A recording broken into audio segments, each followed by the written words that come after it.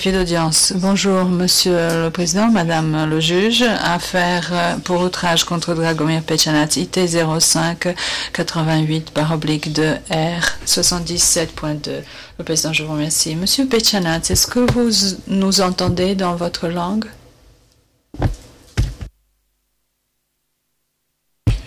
Réponse. Oui, Monsieur le Juge. Le Président, merci.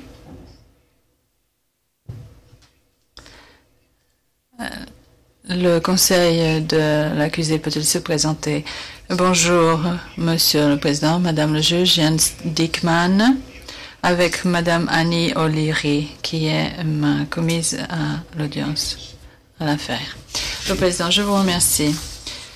La Chambre de première instance, composée de Messieurs les juges Christophe Luguet, moi-même, président de la Chambre, Antoine Kessiambe Mindoua et Madame Priska Matimbanyambe rendra son jugement dans l'affaire pour outrage contre Dragomir Petchanac. La Chambre se réunit aujourd'hui en application de l'article 15 bis du fait de l'absence de Monsieur le juge Mindoua cet après-midi pour des raisons urgentes. Je vous propose de donner lecture du résumé des conclusions de la Chambre. Seul fait autorité l'exposé des conclusions de la Chambre que l'on trouve dans le jugement écrit, dont des copies seront disponibles à l'issue de l'audience. L'accusé recevra une version confidentielle du jugement et une version publique expurgée sera mise à la disposition du public. Premièrement, je tiens à faire l'exposé des poursuites engagées contre l'accusé en l'espèce. La Chambre a rendu une ordonnance tenant lieu d'acte d'accusation à l'encontre de l'accusé pour outrage au tribunal, en application de l'article 77 du règlement de procédure et de preuve de ce tribunal.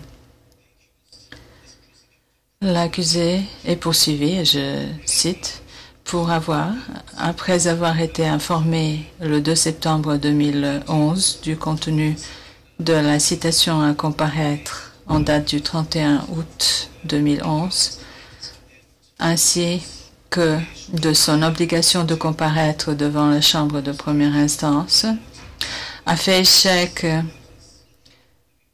à toute tentative de la section d'aide aux victimes et aux témoins de mettre en œuvre la décision portant sauf-conduit et d'organiser sa venue à La Haye et de comparaître par conséquent devant la Chambre de première instance, conformément à l'ordonnance rendue, et d'avoir méconnu sans excuse valable la citation à comparaître délivrée à son encontre. L'accusé a donc délibérément et sciemment entravé le cours de la justice en refusant de déférer à la citation à comparaître. L'accusé poursuivi en application de l'article 77A du règlement de ce tribunal qui, dans sa partie pertinente, stipule, et je cite, « Dans l'exercice de son pouvoir inhérent, le tribunal peut déclarer coupable d'outrage les personnes qui entravent délibérément et sciemment le cours de la justice, y compris notamment toute personne qui méconnaît sans excuse valable une ordonnance afin de comparaître devant la Chambre. » Fin de citation. L'élément matériel de l'outrage en application de l'article 77A est constitué par la violation d'une ordonnance rendue par la Chambre, que ce soit par écrit ou oralement. L'élément moral de l'outrage est constitué par le fait d'avoir délibérément et sciemment enfreint l'ordonnance d'une Chambre. Je me penche à présent sur les conclusions de la majorité des juges de la Chambre de première instance sur l'élément matériel de l'infraction que constitue l'outrage au tribunal.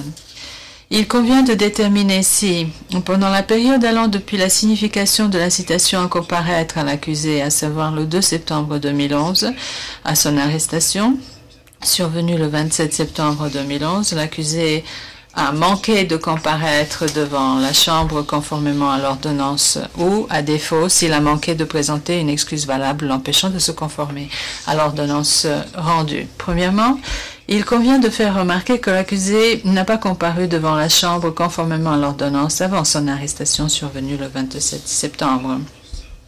Le mémorandum de signification de la citation fait état de ce que l'accusé a dit au moment de la signification survenue le 2 septembre. Il aurait, et je cite, été disposé à comparaître, mais n'était pas en mesure de déposer pour des raisons de santé. Fin de citation. En l'absence de toute précision ni preuve à l'appui, cela ne peut pas constituer une excuse valable de sa non-comparution. L'accusé aurait également déclaré qu'en sa qualité d'ancien membre des forces armées, il était tenu au secret d'État, secret officiel et militaire. Là non plus, cela ne saurait constituer une excuse valable de sa non-comparution en qualité de témoin, et il est certain que cet argument n'entrave aucunement sa déposition sur des sujets ne relevant pas de cette obligation. Les autres arguments mentionnés par l'accusé au moment de la signification ne constituent que des points d'ordre pratique que lui-même ainsi que les autorités compétentes devaient résoudre avant sa comparution. Sur les différentes raisons invoquées par l'accusé au moment de la signification, seules les raisons de santé étayées en bonne et due forme auraient pu constituer une excuse valable de ne pas se conformer à la citation. Après la signification de la citation, l'accusé n'a pas pris de mesures pour étayer ces raisons de santé.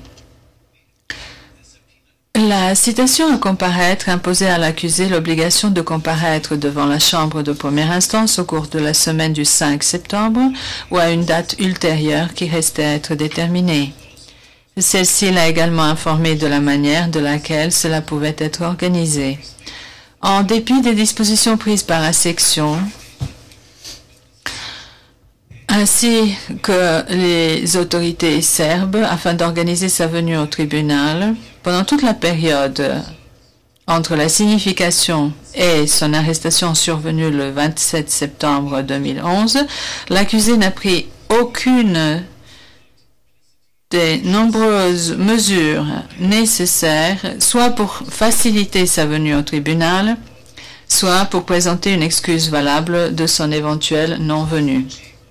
La Chambre, à la majorité des juges, le juge Nyambé est en désaccord, constate que l'accusé n'a pas comparu devant la Chambre conformément à l'ordonnance et n'a non plus présenté d'excuse valable pour sa non-conformation à la citation.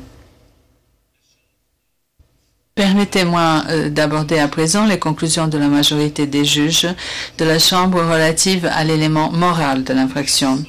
Sur la base des rapports médicaux et du mémorandum de signification, la Chambre, à la majorité des juges, le juge Nyambé est en désaccord, est convaincu que l'accusé était parfaitement capable de comprendre non seulement la citation et ses implications, mais aussi les obligations qu'elle lui imposait à partir de sa signification en date du 2 septembre jusqu'à son arrestation le 27 septembre dernier.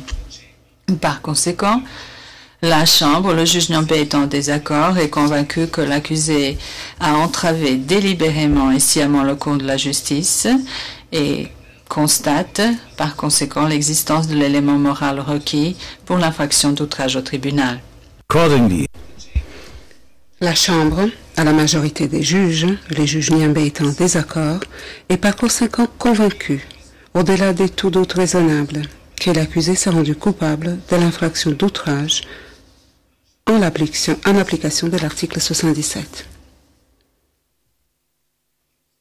Je demande à l'accusé Dragomir Pecenaț de se lever.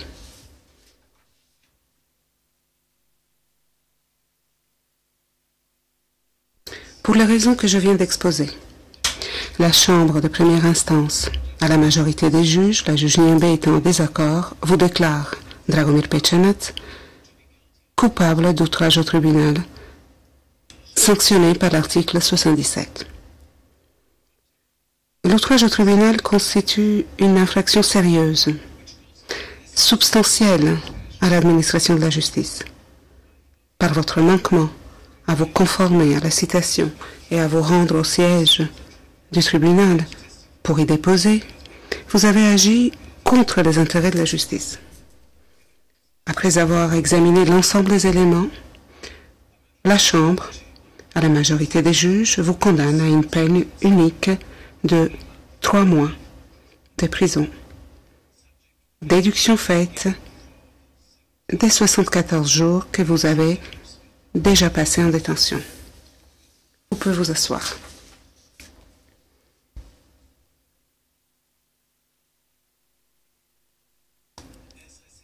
Comme je l'ai précisé au début, des copies du jugement écrit seront disponibles à l'issue de l'audience.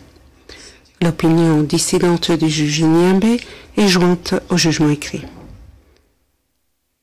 Il me reste à aborder un dernier point soulevé par la défense durant la plaidoirie.